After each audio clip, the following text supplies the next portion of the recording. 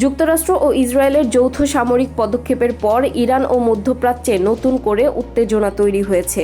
বিশ্লেষকদের মতে এই পরিস্থিতি শুধু একটি আঞ্চলিক সংঘাত নয়, বরং এর রাজনৈতিক ও কূটনৈতিক প্রভাব বিশ্বজুড়ে পড়তে পারে। সমালোচকদের দাবি, এই যুদ্ধ প্রেসিডেন্ট ডোনাল্ড ট্রাম্পের পূর্ববর্তী অবস্থানের সঙ্গে পুরোপুরি সামঞ্জস্যপূর্ণ নয়, কারণ তিনি বলেছিলেন যুক্তরাষ্ট্র আর মধ্যপ্রাচ্যে শাসন ব্যবস্থা পরিবর্তনের নীতি অনুসরণ করবে না এবং নেশন বিল্ডিং কৌশল থেকে সরে আসবে।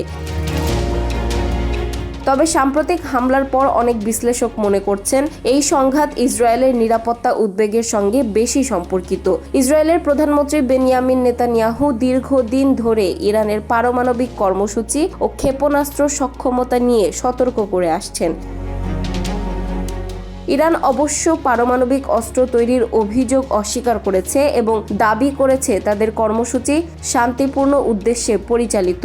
হামলার পর ইরান মধ্যপ্রাচ্যে যুক্তরাষ্ট্রের ঘাঁটি ও মিত্রদের লক্ষ্য করে পাল্টা প্রতিক্রিয়া জানায়। এতে অঞ্চল জুড়ে নিরাপত্তা পরিস্থিতি আরও জটিল হয়ে ওঠে। কয়েকটি দেশে বিস্ফোরণ ও সামরিক উত্তেজনার খবর পাওয়া যায়, যা আন্তর্জাতিক মহলে উদ্বেগ সৃষ্টি করেছে।